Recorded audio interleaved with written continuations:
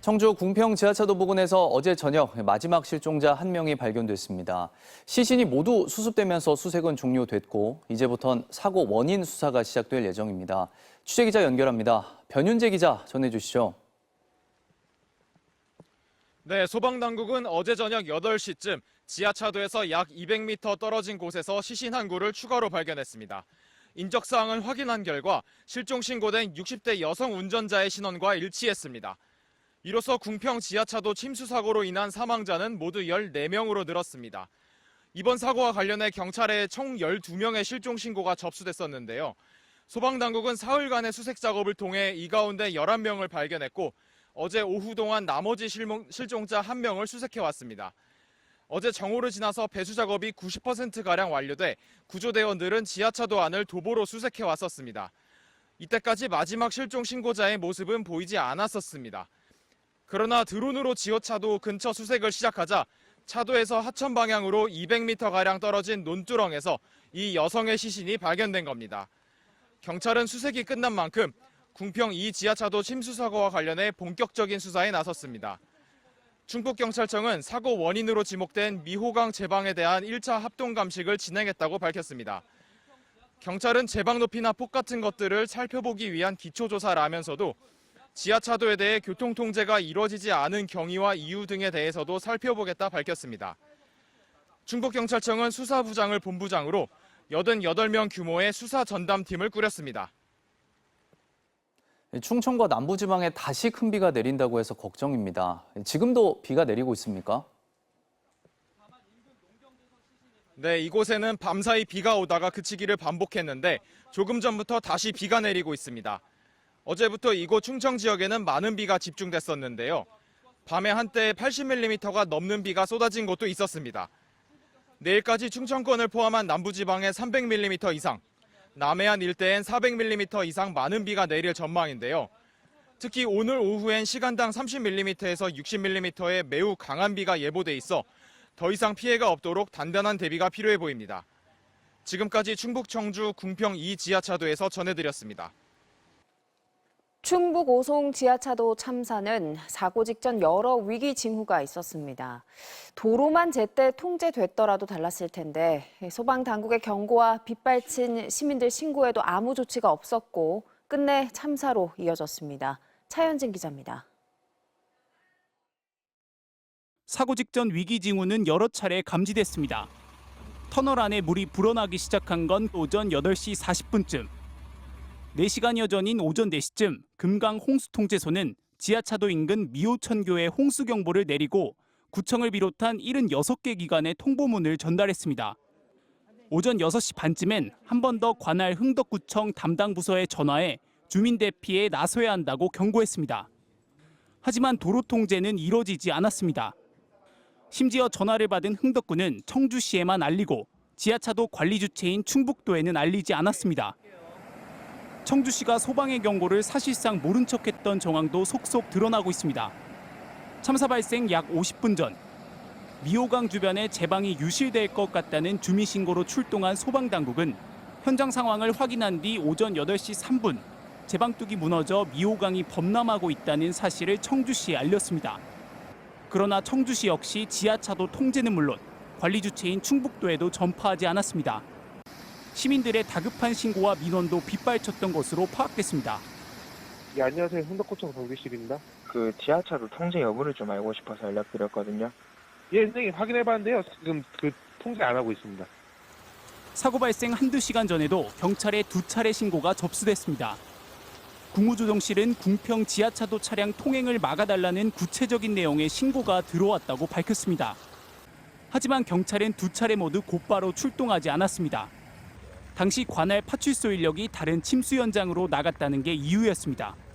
국무조정실은 교통통제가 이루어지지 않은 경위 등 참사 원인 규명을 위한 감찰에 착수했습니다. MBC 뉴스 차현진입니다. 그동안 많은 비가 내렸던 광주 전남 지역엔 밤사이에도 폭우가 쏟아졌습니다. 영암에선 하천이 범람해 주민들이 대피하기도 했는데요. 취재기자 연결해 보겠습니다. 김진성 기자, 지금 상황이 어떻습니까? 네, 저는 지금 목포항에 나와 있습니다. 밤사이 쉴 새 없이 쏟아지던 빗줄기가 잠시 약해지는가 싶더니 조금 전부터 다시 내리기 시작했습니다. 새벽 동안에도 계속 내렸다 그쳤다를 반복했는데요. 현재 광주 전남 전역에는 호우경보가 발효돼 있습니다.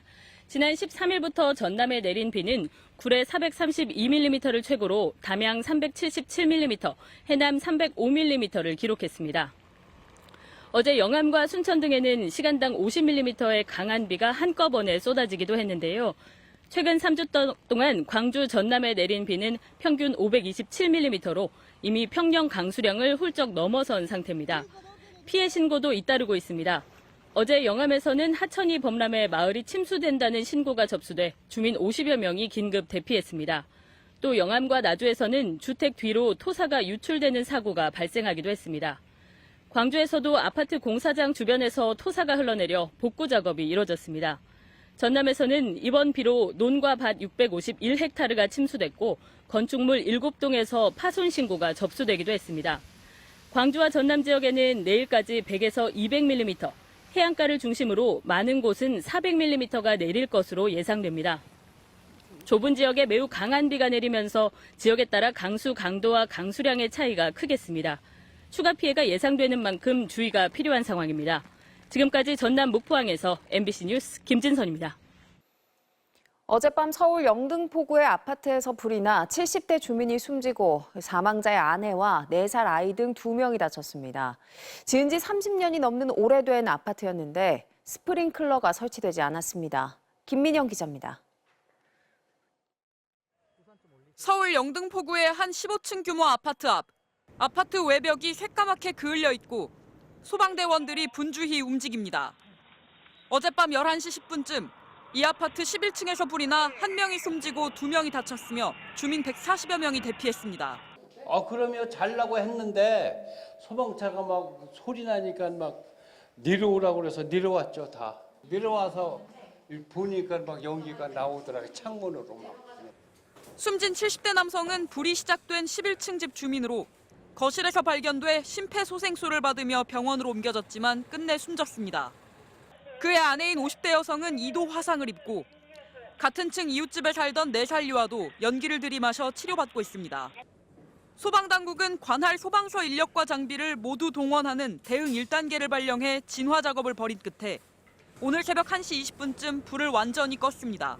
불이 난 아파트는 지어진 지 35년 된 곳으로 스프링클러가 설치되어 있지 않았습니다. 지금 현재 거실 부분에서만 화재가 발생한 걸로. 소방당국은 합동 감식을 통해 자세한 화재 원인과 피해 규모를 조사할 계획입니다. MBC 뉴스 김민영입니다. 전쟁 중에도 러시아와 우크라이나의 곡물 수출은 보장해야 한다는 흑해 곡물 협정이 종료됐습니다. 최대 곡물 생산국인 우크라이나의 수출길이 막히면서 국제 곡물 가격이 폭등할 수 있다는 우려가 나옵니다. 파리에서 솔령 특파원입니다. 한 곡물선이 흑해를 항해하고 있습니다. 이 곡물선은 지난 16일 오데사 항구를 떠나 튀르키예 이스탄불에 도착했습니다. 하지만 이 선박을 마지막으로 흑해를 통과하는 우크라이나 곡물선은 운항이 잠정 중단된 상태입니다. 러시아가 어젯밤까지였던 흑해 곡물협정의 연장을 거부했기 때문입니다. 흑해 곡물협정은 흑해를 오가는 러시아와 우크라이나의 곡물 수출선에 대해 안전을 보장하는 합의입니다. 러시아는 협정을 파기하면서 흑해 서북쪽 해안을 다시 임시 위험 지역으로 설정했습니다.